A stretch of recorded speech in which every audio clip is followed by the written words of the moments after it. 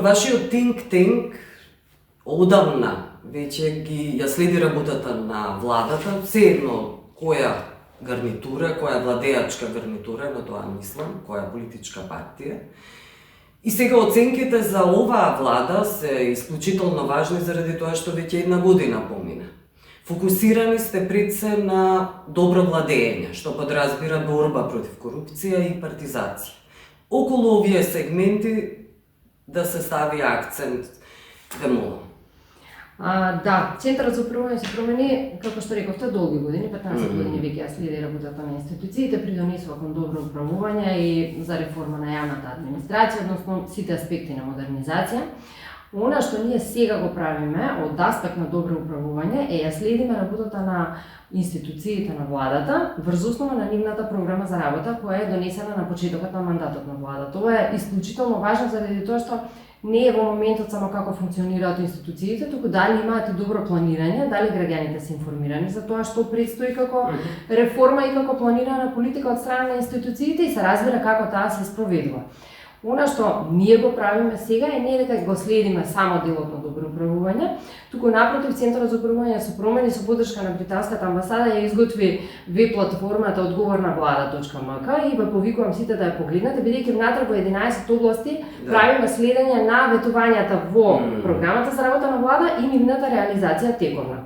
Она што го забележуваме сега, после година дена од мандатот на оваа влада, е, да речеме, умерен прогрес, тоа што различен е прогресот во различните области кои ги следиме. Во 11 области кои ги следиме, нашиот централен фокус е добро управување, дигитализација и спречување на корупцијата од аспект на реформите во правосудството и политичкиот систем, но следиме и повеќе области како економија, како енергетика, битни се здравство, образование, се развитие. Се, всушност, но се е врзано со добро управување и со борба против корупција. Заради тоа и тука фокусот го ставам.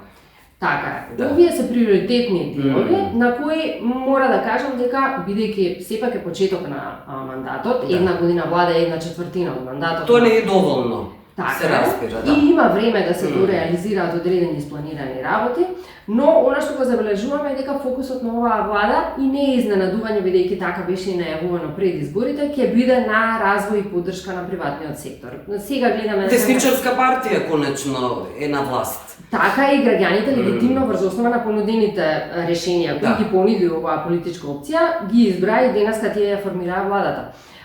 Во областа на економија, односно економски развој, гледаме дека навистина има врз основа на заемите кои се направени со меѓународни партнери, денеска има кредити кои се дадени на приватниот сектор, кредити за општините и така натаму, но во областа на добро управување има малку помалку прогрес, сепак е значителен во однос на тоа дека во оваа област се бараат долгорочни трансформативни реформи и политики. Што не се започнуваат, мораме да признаеме дека не се започнати. Во дел од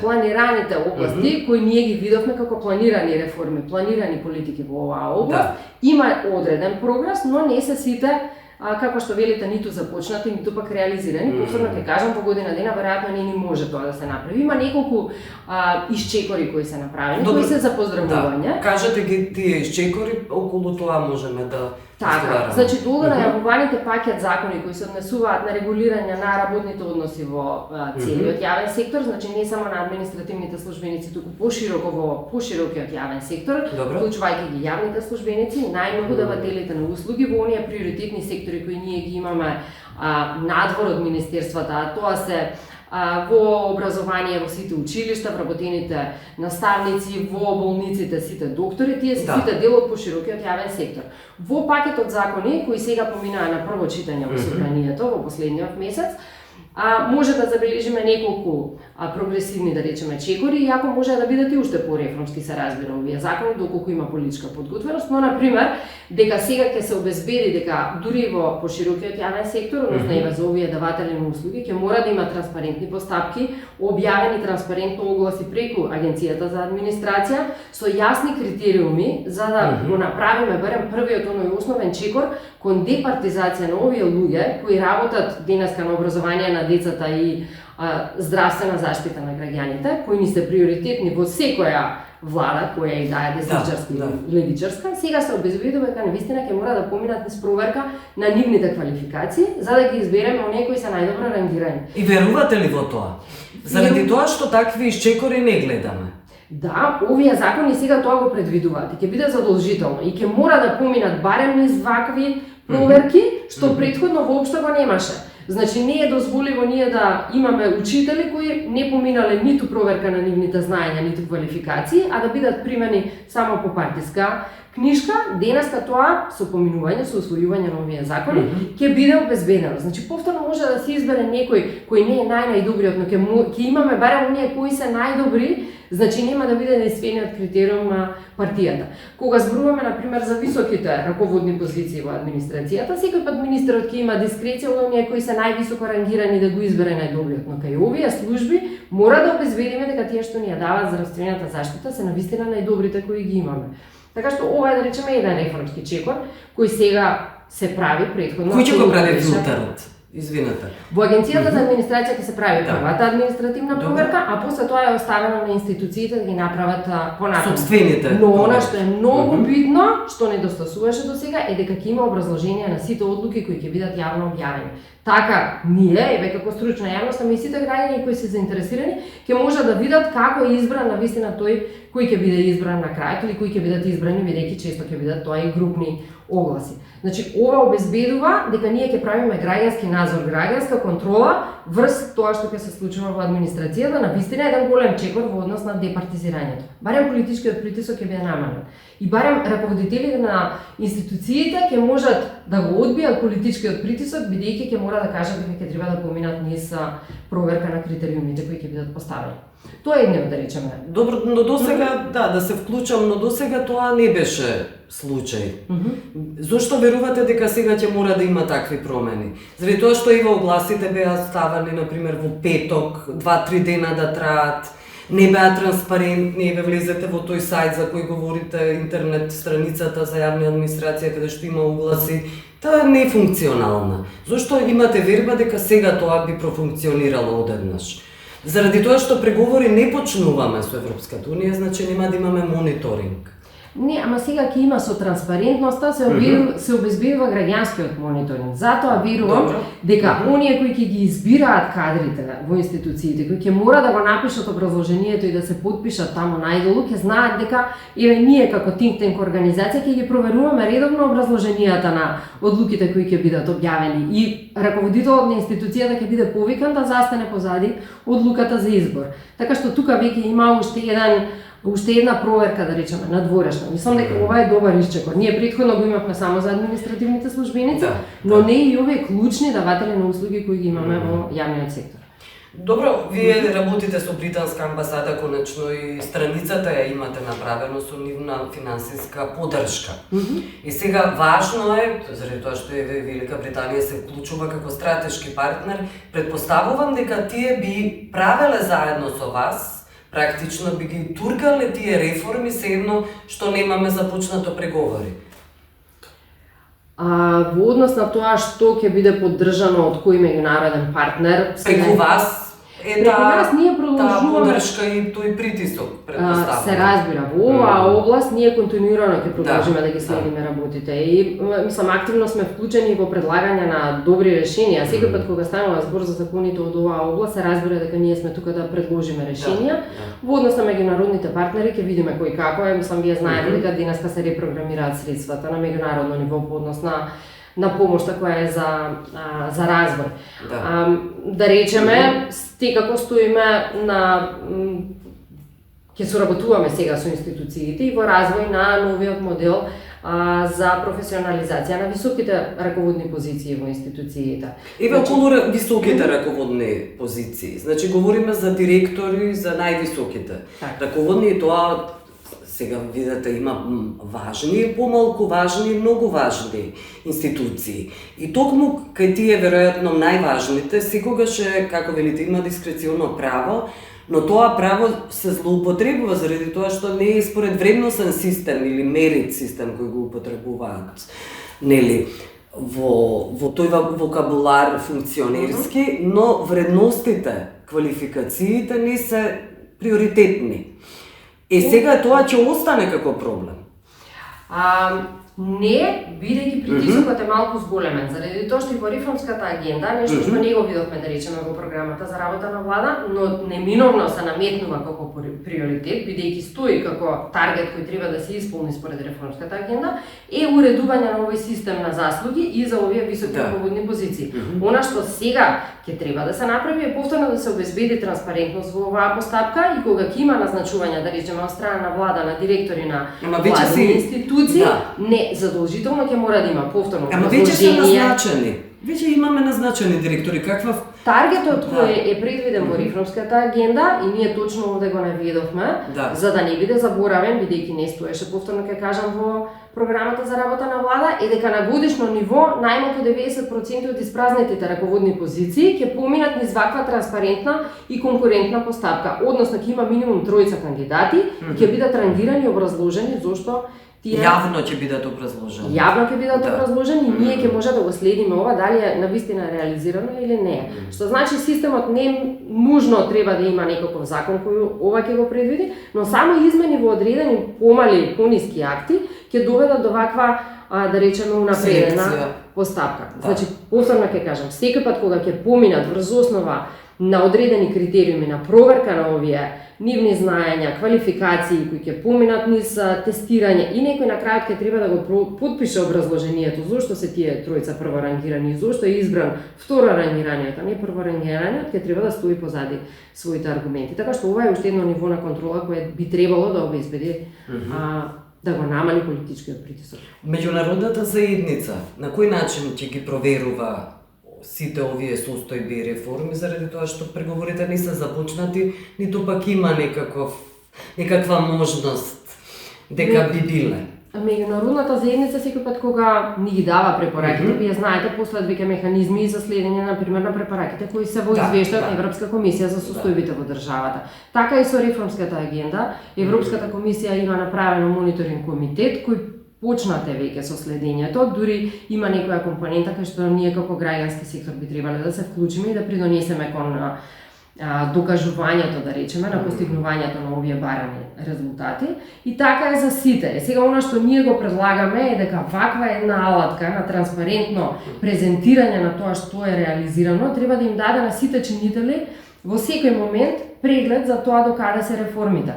Односно, сега ние ја правиме алатката врз основа на јавно достапни податоци, само официјални извори имаме ставено, значи стрикно документи и информации кои се објавени на официјалните сајтови, но доколку институциите сами би го следеле реализирањето на сите овие барања на меѓународна заедница, планираните мерки од страна на владата, работата на институциите внатре, па дури и да ги преиспитуваат и да ги преправаат, да речеме, тоа би било единствен вистински верификацијски начин за ние да видиме докаде се реформите. И ова ќе биде информација и за меѓународната заедница, како што велите, за да може навистина да го мери прогресот.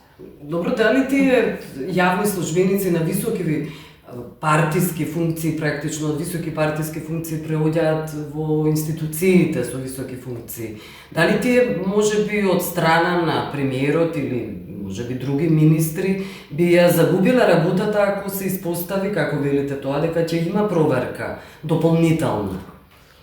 Во моментот барањата се дека ретроактивно дали ова би можело да функционира? Ретроактивно нема да важи новиот систем, но новиот систем задолжително треба да предвиди не само како ќе бидат уредени вработувањата на транспарентна постапка, туку и следење перформанси кои ги имаат раководителите. Односно, дали, кога, например, еве овде гледаме дека во однос на државната управа, не знам, има јакнење на потенцијалот на администрацијата. Ако една од целите е воспоставување на оваа академија за обуки на административни службеници, некој треба ова да го испорача.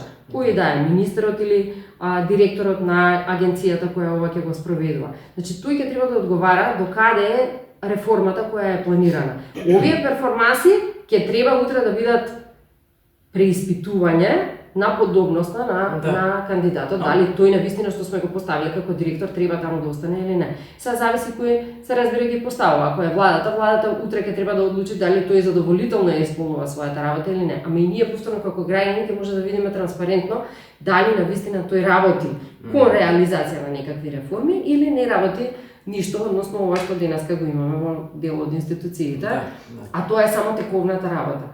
Многу е битно само кога зборуваме за добро управување и особено реализација на реформи, е дека не може институциите да ни продаваат дека се реформи нивните тековни активности. Например, не може да зборуваме за тоа дека печатењето учебници е некаква реформа. Тоа не е реформа, тоа е тековна работа на институциите. Тоа не може да биде кажано како неколку си голем успех, туку напротив, ако не се реализира, тоа е неуспех по дефолт. Добро, околу борбата против корупција врзана е со дигитализацијата, а таа воопшто не е започната. Имате ли објаснување после една година говорам? После една година, искрено, нашата оценка во однос на дигитализација е подобра дури, отколку во областта на добро управување. Бидејќи таму, исто така минатава недела, и тоа веќе се формално усвоени од страна на Собранието, поминаа неколку клучни закони кои овозможуваат денеска дигитална архива, што е многу битно, заради тоа што дигиталната архива е предуслов за воспоставување на документ менеджмент системот, односно следење на секој чекор на предметите, например, во институциите. Тоа значи дека во однос со спречување корупција, секој вработен кога постапува по еден предмет, ќе знае дека ќе биде наблюдувано од кога му е доделен предметот, зошто не е постапено, нема да може толку дискрециските овластувања кои ги имаат вработените во однос на задржување, обрзување на некои други предмети, веќе да им бидат овозможени. Дигитализацијата тоа го овозможува. Од друга страна, дигитализацијата ја поддржува аспектот на добро управување со тоа што ние бележиме дека има многу нови услуги на порталот Govmk, што овозможуваат побрза, поевтина, поефикасна услуга за граѓаните. Така што тука мора да се поддржи овој процес. Сега, борбата против корупција не е само дигитализација. Вие знаете, предвидени се и тоа најклучни се мерките кои се предвидени во реформа на судството, и тука има најмалку прогрес. Реално од отчетот кој го даде министерот и од официјалните информации кои ние ги имаме, се гледа дека се работи на поголем број закони, дел од нив се објавени на ЕНР, ама не ги гледаме сите оние работи кои ни се. Кој е објаснувањето, кој е образложението, заради тоа што можеа да направат некаква реформа, некакво прочистување и на обвинителството и на судството, обвинители и судии. Можеа да ги испитаат потеклото на имот, нивната работа, ефикасност, значи цел еден пакет на прочистување можеше да се направи. Да, овие работи не се. Кој е објаснувањето, заради тоа што имате постојано комуникација со владата? Но во однос на судската, да речеме, власт, малку помалку следиме отколку во добро управување, значи во институциите на извршната власт. Така што овде единствено ние, бидејќи нашата алатка е следење и не е толку евалуацијата ќе следи после ова, е дека ги нема баш причините зошто не се работи, но барем може да забележиме дека се почнати изработката на овие закони. Она што се забележува од страна на меѓународната заедница е дека и тоа е навистина еден долгорочен процес, од оние на кои ни треба поголема посветеност, а тоа е справување со високата корупција и тоа не се заснова само на реформа на судски совет или само на носење на нови закони, туку малку повеќе ќе ни треба работа во однос на праксата која се спроведува во судовите. Да, не само во судовите, да. Сите институции ги има владеачката структура во моментов. Финансиска полиција, УЈП, сите надлежни институции практично. И ништо околу тоа не е започнато. Она што е многу битно и ова го гледаме како забелешка сега и во последниот извештај на Европскиот парламент е дека се бара да се смени кривичниот законник заради оние промени кои беа направени во 2020. И ведува дека ќе биде ставен на агенда. И тоа е видено, но тоа се уште не сме го виделе, така што тука нашата оценка е дека за оваа област навистина има слаб прогрес. Многу слаб прогрес во однос на, да речеме, некои од другите области. Мислам, сега вака кога зборуваме, да, овие се клучни, но како што рековте на почетокот, не е за изненадување да видиме дека фокусот на оваа влада е на одредени други области, например во енергетика има многу започнати реформи и тоа ни кажува дека веројатно оваа политичка гарнитура дојде подготвена за одредени реформи во оваа област, дури и договорени веројатно некакви веќе проекти, бидејќи еве кога ќе отвориме на пример во одредена подобласт во енергетика, гледаме дека се работи веќе на повеќето од мерките кои се ветени. Но добро, граѓаните тоа не го чувствуваат. Тоа е факт. Во секојдневниот живот, односно во животниот стандард, она што им е најважно. Заради тоа борбата против корупција. Борбата корупција е хоризонтална и таа ги Да, сите пори е навлезена. Тука нема кои се решенијата за да се направи некаква селекција и сериозен исчекор. Значи не е само за високите функционери, не станува збор. Да, Тука може прочистување и функционери, и судство. Говориме за целото општество, тие се вмрежени практично. Точно, значи повеќе се страните на борбата против Тоа корупција. како, да, кои се решенијата? Значи, еве, ова се дел од работите кои вие ги споменавте и ги начнавме претходно во разговорот. Едно се реформите во судството, други се реформите во јавната управа пред се во однос на раководните позиции. Трето е следењето на работата на институциите, на сите вработени, како на раководните, така и на вработените внатре. Од друга страна е дигитализацијата, значи забрзувањето, автоматизацијата на процесите, па и следењето на работата преку дигиталните процеси. Вие кога зборувате за електронски или дигитални услуги, тоа предпоставува повторно дека ќе биде електронски заведено барањето, дека никој нема да може да ви го одложува, дека ќе ја добиете без врски услугата утре ако ви треба. Но тоа се ситни некакви коруптивни сделки. Така е, но тие доведуваат до коруптивна култура, систем, да речем. И култура, да. Така е. Значи, и почитувањето на сите начала на добро управување е нешто што ќе ја спречи корупцијата на долго. Тоа е да имаме поголема транспарентност во сите постапки, да имаме сервисна ориентација, односно сите во институциите да знаат дека работат за граѓаните, а не само за собствен интерес. Во меѓународните овие забелешки ние забележуваме дека и во реформската агенда едно од барањата е да се обезбеди систем кај што ќе се задржува кадарот во институциите, но со одредена мотивација. Значи да бидат задоволни од својата работа. Условите финансиски. Условите, апсолутно. Значи, тие да не бидат склони на да не ги тера системот, самото обработување, да не ги тера. Не може да биде амнестија да се има. Ја менува културата на работа на институциите, која би требало да доведе до превенција на корупција. Се разбира понатаму судството е тука што треба да обезбеди дека ќе има борба, односно ќе има корективни мерки по тоа. Добро, вие ставате оценки еве за крај, на крај сме на овој разговор, ставате оценки за сите области, некакви оценки. Која е најлошата и која е најдобрата според вас? Најголемиот прогрес се гледа, како што ви реков, во енергетика и во економија. Во економија не се чувствува многу. Во економија не се чувствува, но со обезбедувањето на овие заеми кои директно треба да ги поддржат развојот на општините и на приватниот сектор, би требало да се види, односно се предвидува дека ќе има раст на бруто домашен Тоа се некакви планови, да. Така е, ќе видиме, дури и задолжувањето е малку намалено сега во однос на она што беше претходно, но секако исплатата на заемите ќе видиме како ќе влијае понатаму. Пак ќе ви кажам, во делот на пример на земјоделие има одредени мерки кои прикажуваат и вие кога ќе отворите страната се гледаат дека дури има зелено квалификувани мерки, додека овие кои бараат поголема и подолгорочна посветеност и многу политичка посветеност, како добро управување, како борба против корупција, односно реформите на политичкиот систем, тука има најмалку прогрес за сега. Се разбира, како оценка? Како би оценките нашите се повеќе како семафор, ние не ги даваме. Добро, семафорот што вели за борбата против корупција? Па таму се портокалови, да речеме, оценки. Не се црвени? Не се црвени, бидејќи кај нас црвено значи дека се оди спротивно на она што е ветено. Така што и ветувањата беа релативно умерени, значи да речеме ги немаше приоритетите како висока раководна служба, но секако има одредени делови кои се жолти, значи започната е реализација, има портокалови, што значи веќе доцнат во однос на реализација, односно најмногу во однос на испораката на таргетите што ги бара реформската агенда. Добро. И слаб е прогресот, да речеме, во однос на меѓународната политика, бидејќи тука има, нели се разбира, во однос на ЕУ, има разрешување, има отворање на преговори, такви беа барем ветувањата во програмата за работа на влада, во однос на ова не гледаме некаков напред. Добро, бугарскиот спор е клучен за тој Се разбира, мислам, има Затоа е контекст, проблем. има оправдувања, дополнително ќе кажам повторно, сепак е ова само 1/4 од мандатот, но ова се оценките сега за сега. Да, добро. Благодарам се за разговор. Ви благодарам.